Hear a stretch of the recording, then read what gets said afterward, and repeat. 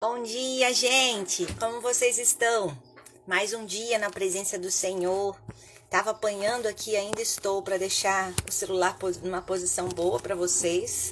Me perdoem por isso, mas eu acho que até o final da live com certeza eu vou conseguir. Tá um pouco torto, mas por enquanto vai ser assim que vai ficar, tá?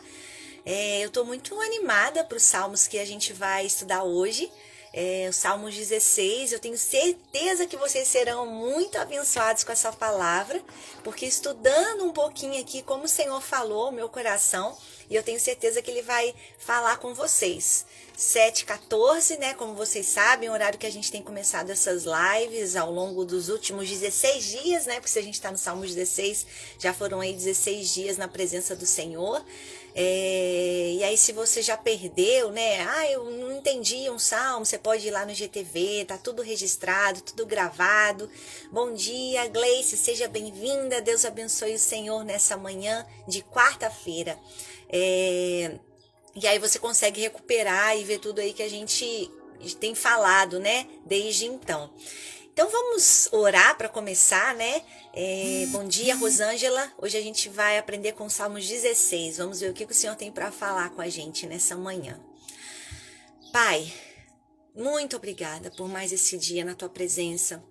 Obrigada por essa manhã na tua presença. Nós te agradecemos por mais essa oportunidade de estar contigo. Nós queremos entregar o nosso dia nas tuas mãos, nas mãos de mais ninguém. Ninguém tem o poder e o controle que o Senhor pode ter nas nossas vidas. Nós declaramos, o Senhor é o Rei do nosso coração, é ao Senhor que nós damos a nossa primazia. Pai, no nome de Jesus, nós clamamos ao Senhor para que a Tua palavra seja revelada a nós nessa manhã, que a gente consiga mesmo trazer reflexões para o nosso dia, aplicações na nossa rotina, de acordo com aquilo que o Senhor tem para nós nesse tempo. No nome de Jesus, Paizinho, eu clamo, fale conosco, papai. O nosso dia nós entregamos nas tuas mãos e pedimos que todas as conexões que nós faremos, todos os relacionamentos que nós teremos, todos os momentos que nós teremos, sejam completamente direcionados pelo Senhor. Espírito Santo, trabalhe conosco, estude conosco, nos ajude com o nosso relacionamento com a nossa família, que em todas as situações o Senhor esteja conosco, não nos deixe só, porque o Senhor é a nossa herança, o Senhor é o nosso refúgio, a nossa fortaleza, e em Ti nós confiamos e depositamos a nossa esperança. Toma nossa vida em Tuas mãos, no nome de Jesus. Amém. Amém. Eu tenho certeza que o Senhor vai falar muito com a gente, tá? Com esses salmos que a gente vai estudar hoje. Eu vou ler para vocês, eu tô aqui no computador, porque eu quero ler a NVI, e eu não tenho a NVI impressa. Então, por isso eu vou ler aqui na internet. A minha versão é uma versão mais antiga.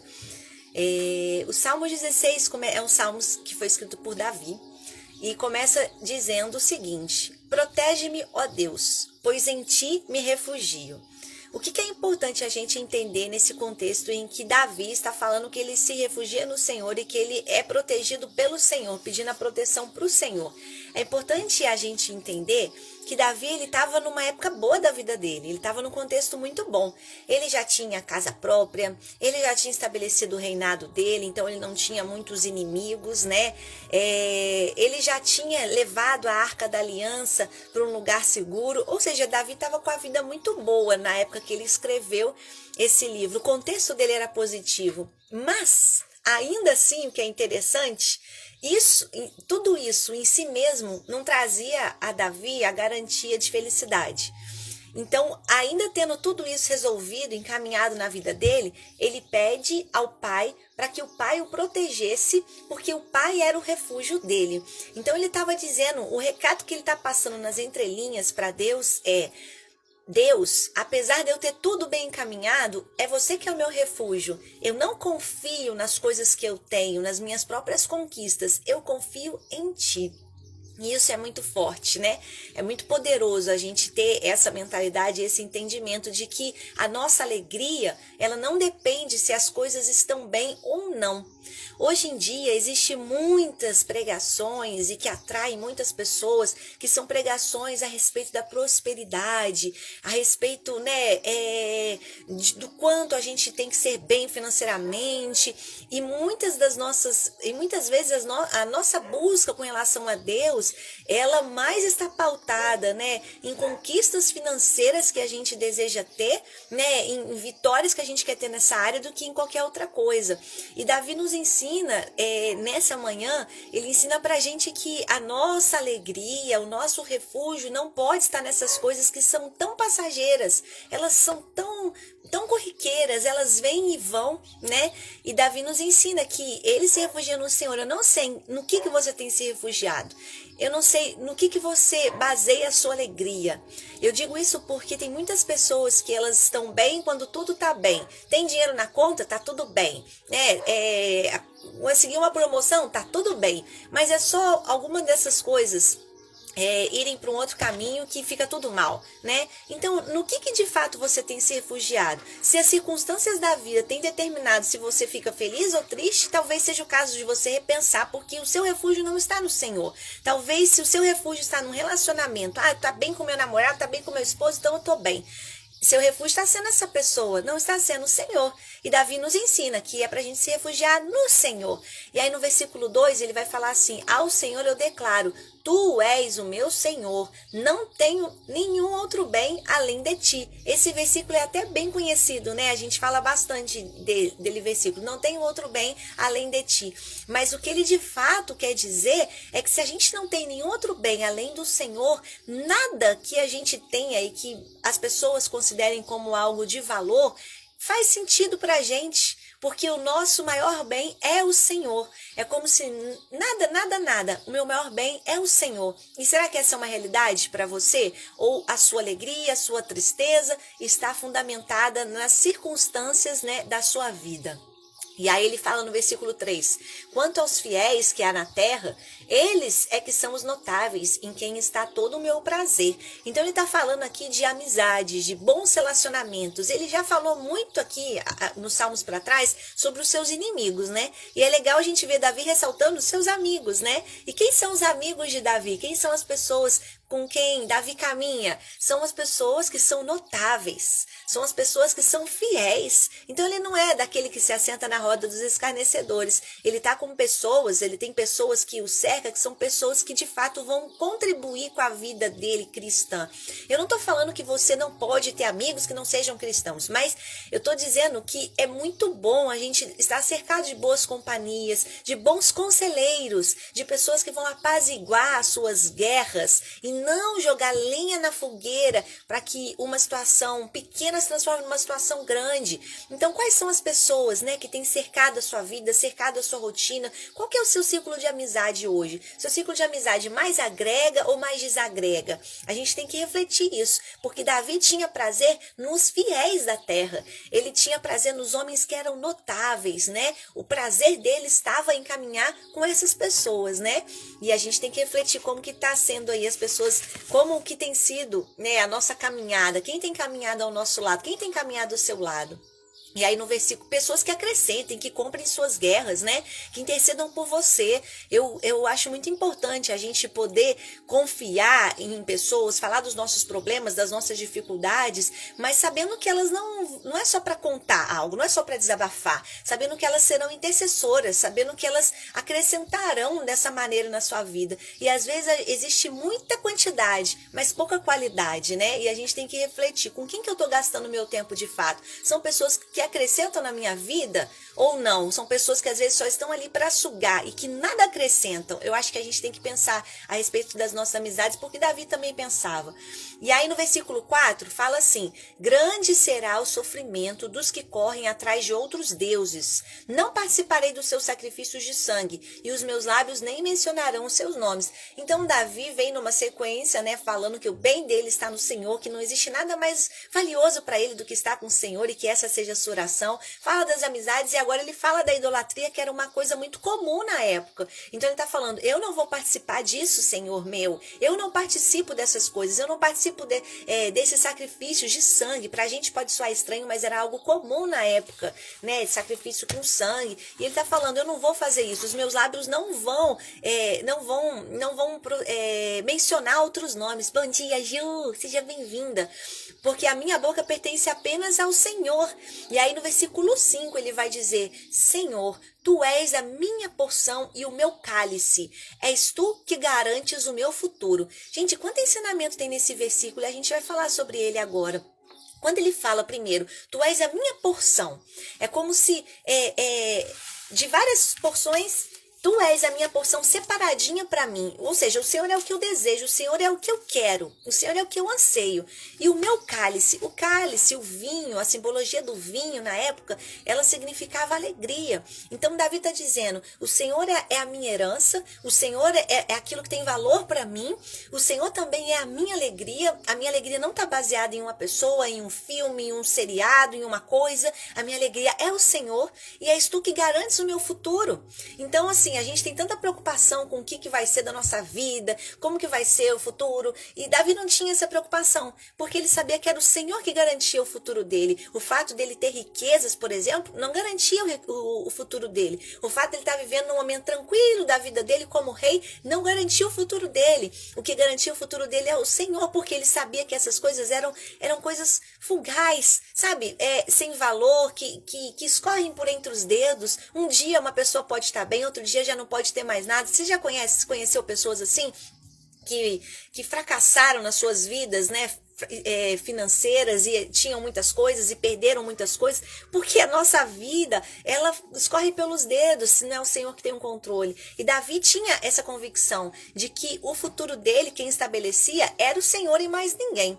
Aí no versículo 6 ele vai dizer assim, as divisas caíram para mim em lugares agradáveis, tem uma bela herança. O que ele está falando das divisas? Ele está fazendo uma analogia como se fosse dividir uma terra, tá? Então, foi dividir uma terra. E aí, nessa terra, tem as marcações. Olha, esse pedaço de terra aqui é seu, esse pedaço aqui já é do vizinho. Então, ele está falando que na hora de distribuir uma herança, na hora de distribuir um pedaço de terra, as divisas dessa terra caíram em lugares agradáveis. Ou seja, vamos imaginar um terreno vasto, tinha um lago, opa, o lago está para dentro, vai valorizar melhor o meu terreno. Ou então, uma vista pro pôr do sol, por exemplo, tá para dentro, valoriza a minha herança. Davi tá falando que as divisas lhe caíram bem, são agradáveis, ou seja, ele teve uma boa porção de herança, ele tem uma bela herança, e a gente sabe de qual herança Davi tá falando.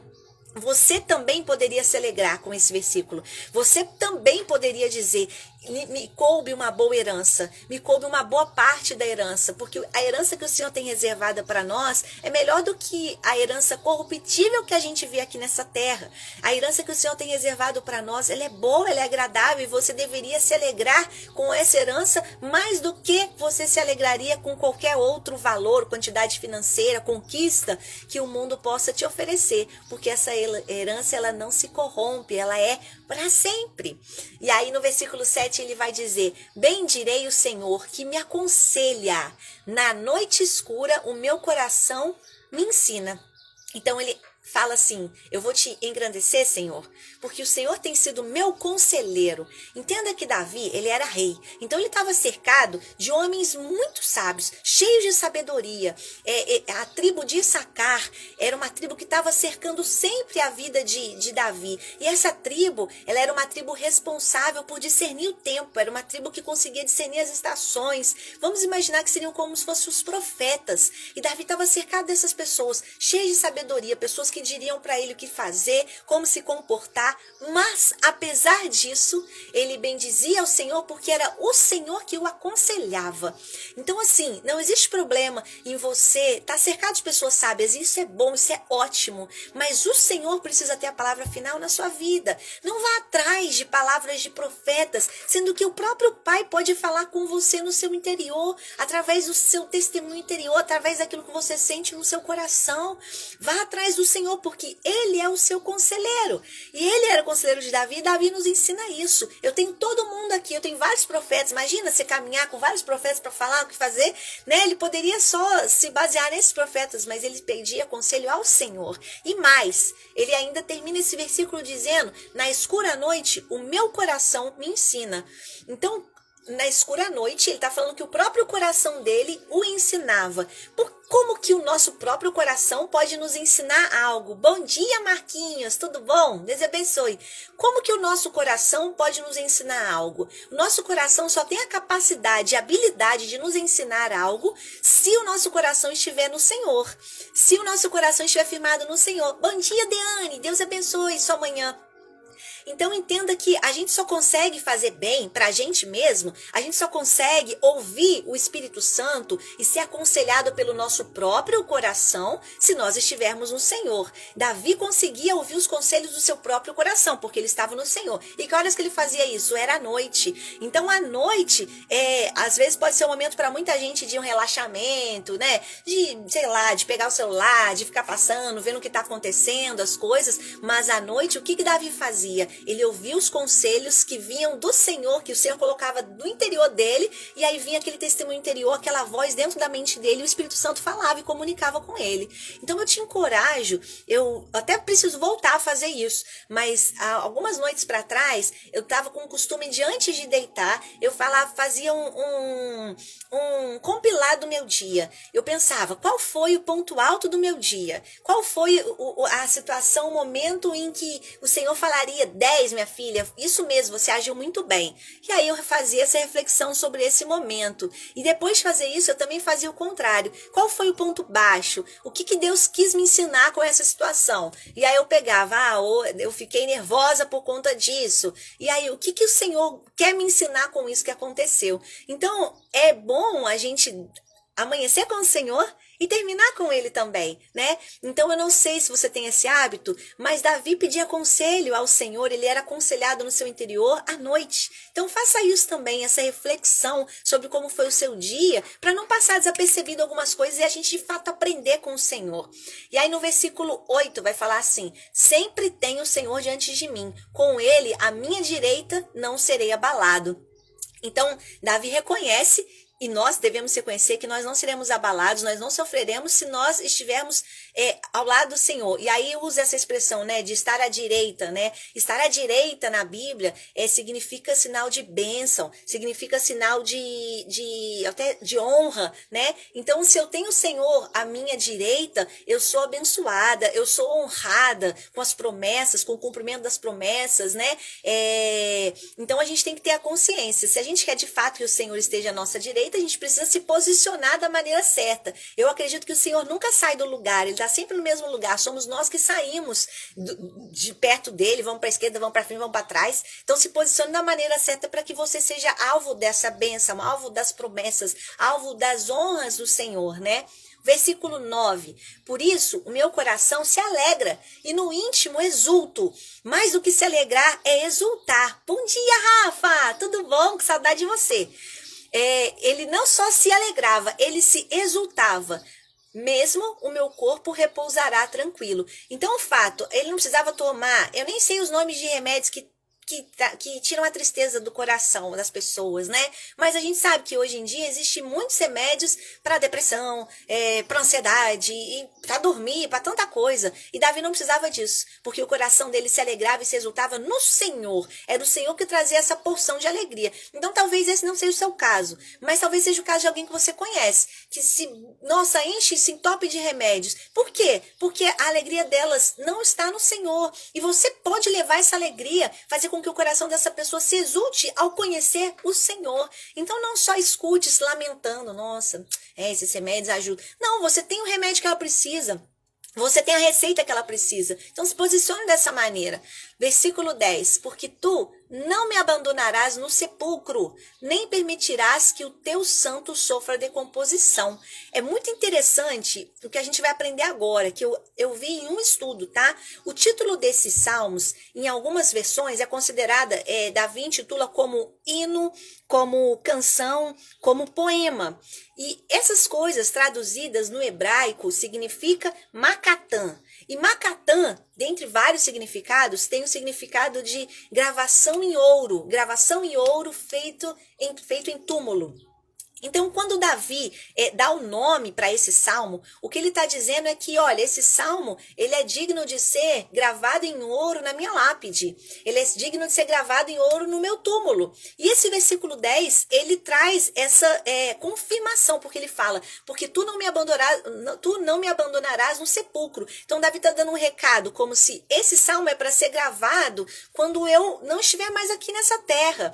Vocês podem colocar esse salmo de tantos que eu escrevi como se fosse um entendimento de que essa foi a forma que eu vivi, essa foi a forma que eu escolhi viver.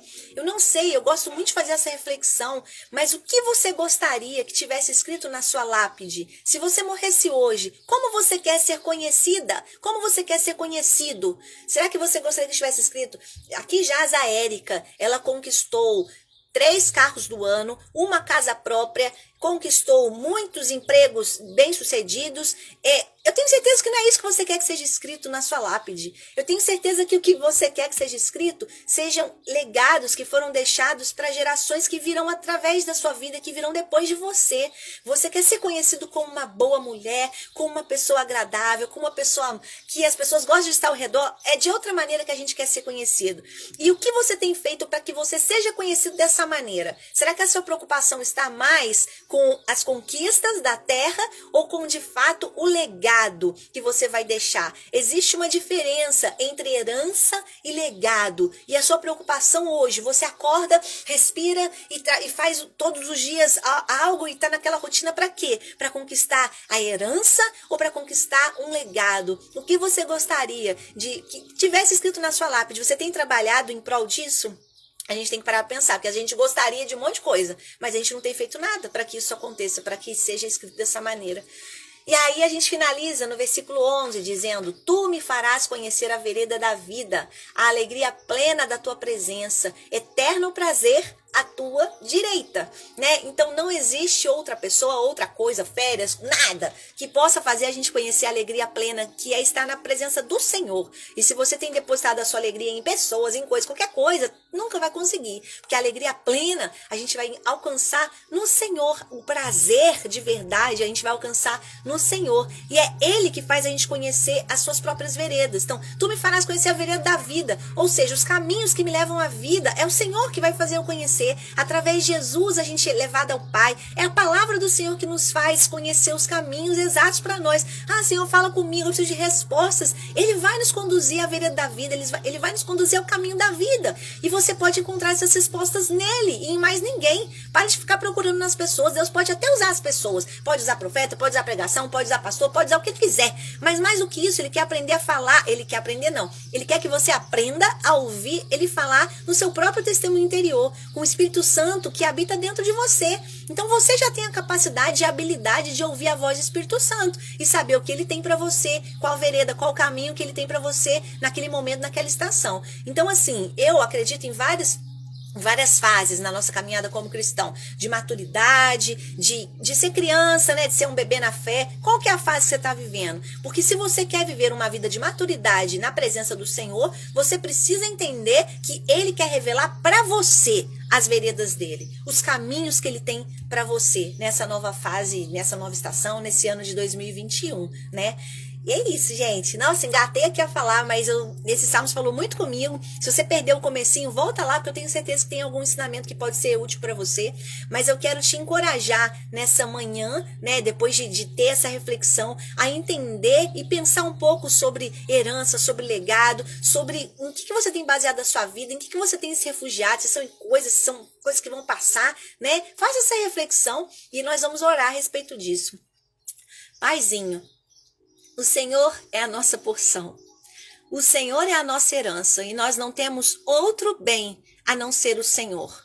Tudo que a gente pode conquistar aqui na terra é tão fugaz, é tão passageiro, é tão corruptível e não é capaz de trazer o prazer que só encontramos quando estamos com o Senhor. Que poder o Senhor tem de transformar, de gerar alegria dentro de nós, de gerar convicção dentro de nós. E nós valorizamos e reconhecemos esse poderio. e entregamos nosso coração, dizendo: o Senhor é o nosso refúgio. Nos ensina a nos refugiarmos no Senhor. Nos ensina a confiarmos apenas em Ti. Se a gente tem caminhado, papai, firmado em coisas, firmado em pessoas, em qualquer coisa que seja e que não seja o Senhor, faça com que a gente volte para o centro. O Senhor é o nosso refúgio, a nossa fortaleza. A gente confia no Senhor e a gente quer ter essa convicção dia após dia. Nos ensina a ser como Davi, firmados nessa palavra e nos alegrarmos na herança que o Senhor tem para nós. Pai, eu declaro agora corações alegres com a herança eterna. Deus, se a gente de fato entendesse tudo que o Senhor tem reservado para nós, não haveria mais motivos para a gente se entristecer por nada. Mas essa não é a realidade, o Senhor sabe. Nós somos como uma folha no vento, cada dia a gente está de um jeito, a gente oscila, nossa alma oscila, os nossos pensamentos oscilam, mas nós queremos ser estáveis no Senhor. E nós firmamos hoje o nosso coração, a nossa esperança no Senhor. Pai, nos ensina, nos conduza a sermos completamente guiados pela Tua voz e fale conosco através do nosso testemunho interior, fale conosco através do Espírito Santo que habita dentro de nós e não nos deixe viver enganados nessa terra, papai. Nos instrui em todo o tempo, o Senhor é nosso professor, o Senhor é nosso Pai, o Senhor é arquiteto da nossa vida e não nos deixe, Senhor, pegar as rédeas e controle da nossa vida porque a gente estraga tudo. É o Senhor que corrige os nossos erros e as nossas falhas. Tome esse lugar, Pai, nas nossas vidas. Nós te devolvemos o controle se um dia a gente pegou esse controle para nós. Toma a nossa vida, Pai, no nome de Jesus. Amém, gente. Muito bom, né? Muito bom falar com o Senhor. Glória a Deus. Amém, amém, amém. Como eu disse, se você perdeu o comecinho, vai lá depois no GTVV, eu vou colocar aqui agora. E continuem acompanhando com a gente, de segunda a sexta, às 7h14. A gente está aqui compartilhando algo, uma palavra do Senhor, e começando o dia abençoado na presença dele, né? Que é sempre muito bom. Amanhã vai ser Salmos 17, e por aí vai, e vamos aprendendo juntos a palavra do Senhor, tá bom? Muito obrigada pela presença de vocês aqui. Deus abençoe muito o dia de vocês. Tenham uma quarta abençoada, cheia da presença do Senhor. E o que vocês precisarem, podem contar com a gente em oração, tá? Podem pedir. Enquanto a gente vai falando aqui, vocês também podem ir falando também, porque senão vira só um monólogo, né? E aí daqui a pouco vocês já estão enjoados da minha voz. Então podem sempre ir falando. Quero oração por isso, por aquilo, por assado. Pra gente ter essa interação mesmo, né? Em momentos como esse, tá bom? Deus abençoe de verdade o coração de vocês, a vida de vocês. Que vocês sejam surpreendidos nessa quarta-feira com a presença do Senhor. Beijos pra vocês!